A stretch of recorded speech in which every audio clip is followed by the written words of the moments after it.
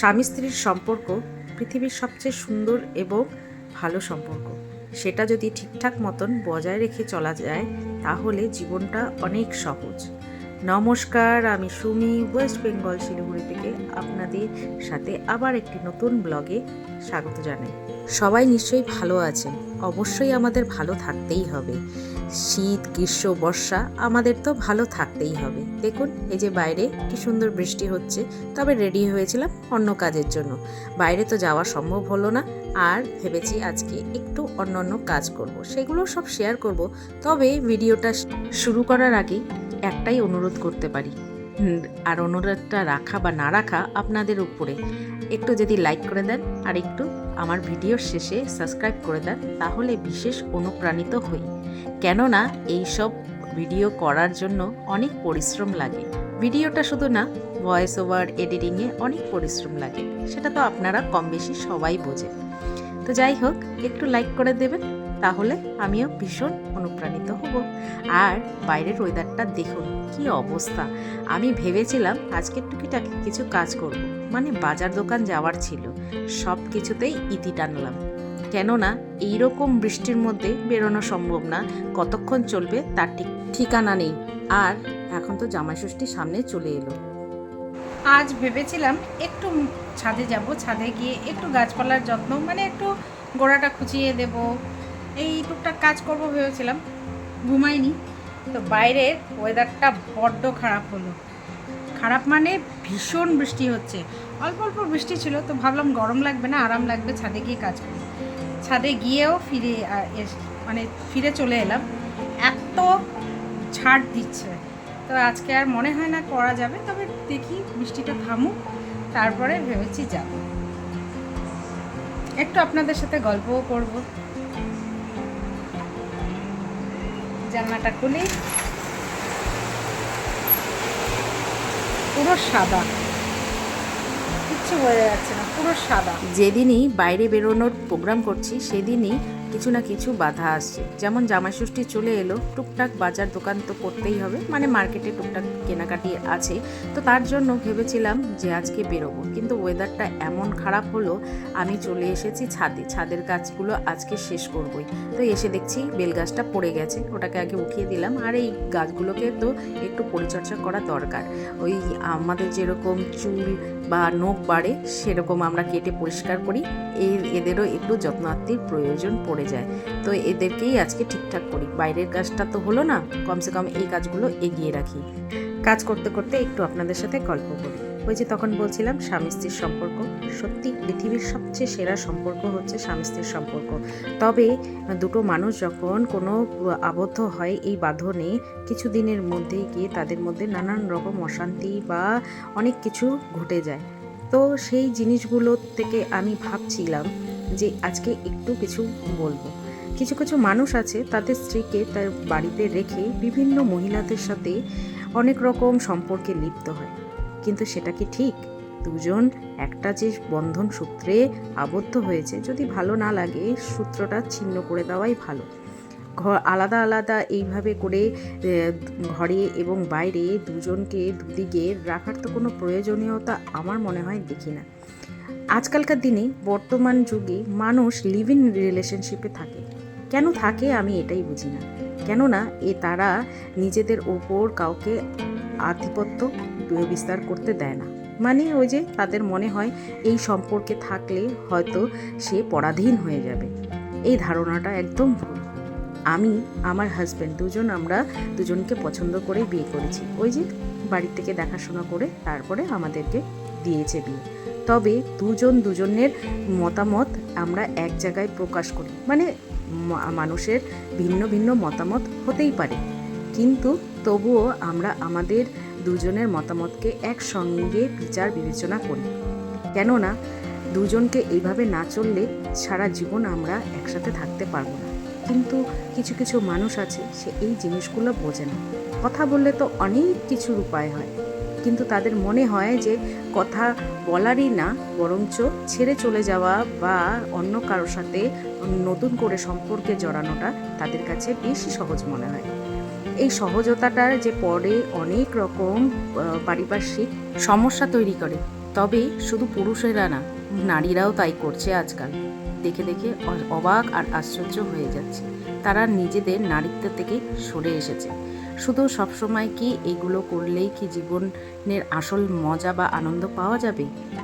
এই যে কথা বলতে বলতে দেখুন একটা পাখি এসেছে, সেও বৃষ্টিতে আমাদের ছাদের নিচে এসে একটু আশ্রয় নিয়েছে। খুব সুন্দর, তাই একটু ক্যামেরাবন্দি করলাম। এত বৃষ্টি হচ্ছে, তারা আর বাইরে কোথাও উড়ে যেতে পারছে না। যা বাবা, উড়েই চলে গেল। তো যা বলছিলাম, নিজেদের পরের প্রজন্মকে যে কী শিক্ষা দিয়ে যাচ্ছে সেটাই তারা বুঝতে পারছে না। কারণ তাদের ঘরে যদি মেয়েরা থাকে, তারা তো দেখছে যে তার মা এরকম করছে। অপরদিকে যে বাবারা এরকম করে, মানে যে পুরুষরা এরকম করে, তারা তাদের সন্তানের কাছে এইটাই বলে সারা জীবনের জন্য মাথা নত করে থাকতে হয়। কারণ তারা তো কোনোভাবেই তাদের সেই বাচ্চাদের এই শিক্ষাটা দিতে পারবে না। এটা সমাজের অনেক বড় একটা ক্ষতির বিষয়।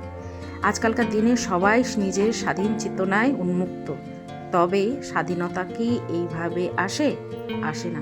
সমাজ এইভাবে স্বাধীন হয় না, মানুষ এইভাবে স্বাধীন হতে পারে না। সেটা আমার ব্যক্তিগত মতামত।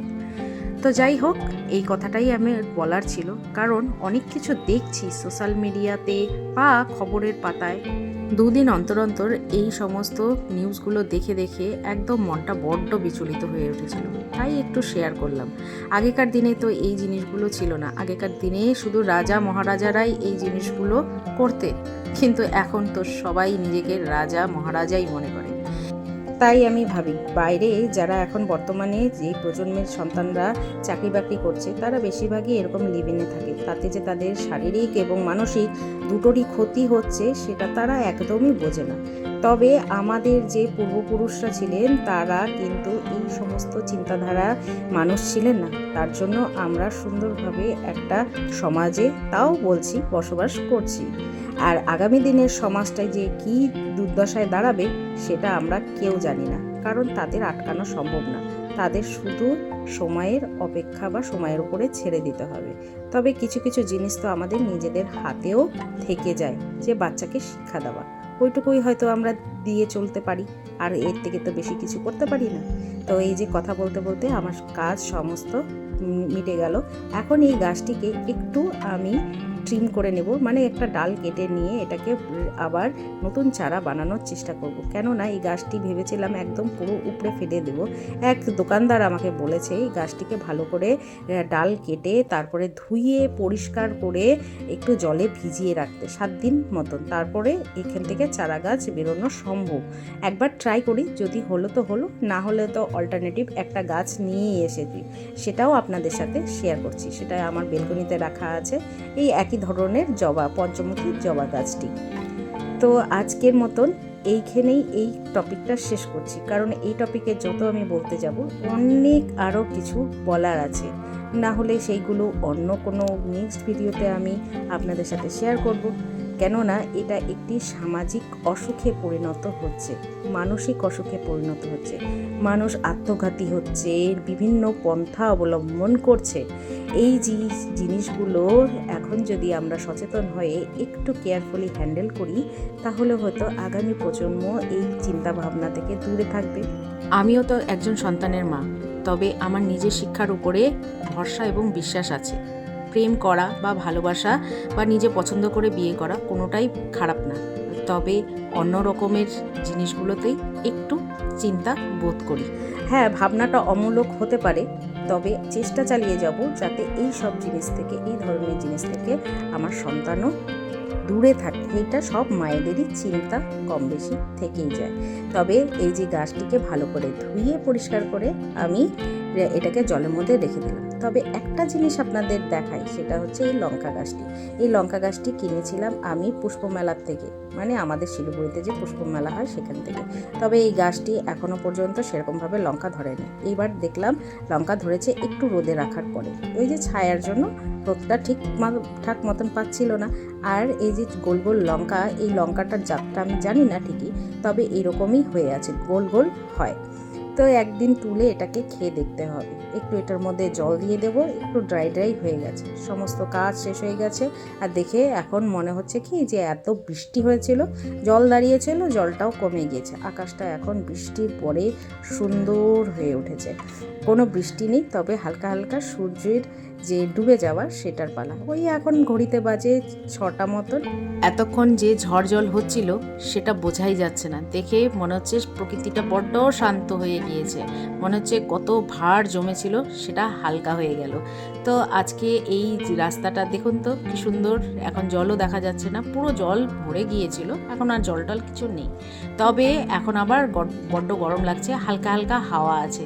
তো আমার সমস্ত কাজ শেষ হয়ে গেল, সমস্ত কিছু ধুয়ে টুয়ে এখন একটু দাঁড়ালাম একটু হাওয়াতে, কারণ বড্ড ঘেমে গিয়েছি। একটু তো পরিশ্রম হয়, তবে এই পরিশ্রমগুলো করতে ভালো লাগে, আর কিছু কিছু ভাবনা ভাবতেও ভালো লাগে, সেটা শেয়ার করতেও ভালো লাগে। তো এখানে একটু দাঁড়িয়ে একটু আপনাদের সাথে শেষ পড়াশোনা বলে যাই, সন্ধ্যা দেওয়া অনেক কাজ। তো আজকের মতন এইটুকুই, নিজের জন্য সময় দেওয়া। একটু দাঁড়ালাম, চলুন আজকের মতন এখানেই ব্লগটা শেষ করছি। যদি আমার ব্লগগুলো ভালো লাগে তাহলে প্লিজ লাইক আর সাবস্ক্রাইব করে আমার পাশে থাকবেন। সবাই সুস্থ থাকবে, ভালো থাকবেন, আর যদি ভালো লাগে তাহলে একটু কমেন্ট করবেন। সবাই ভালো থাকবেন এবং সুস্থ থাকবেন। দেখা হবে নেক্সট ভিডিওতে।